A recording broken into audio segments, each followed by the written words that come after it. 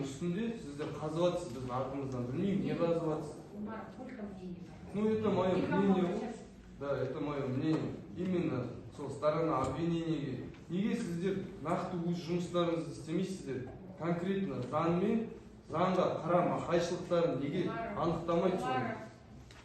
Дұрыс қой, мнением ғой, мен просто за нами, за каждую эту цепляются, хотя нас забивали. Нас в натуре по городу в машине таскали, Билина. Алпар, ДВД, камералар, сундыртар. Вот почему вы вот эти вопросы не копаетесь в этих вещах? В натуре, где есть нарушение закона по всем этим пунктам. Бездер шестак, я не согласен, я никак не согласен с приговором. Хайс приговор. Ақтаған приговормен келісемін. Но прокуратураның обвинениесімен ешқандай келіспеймін.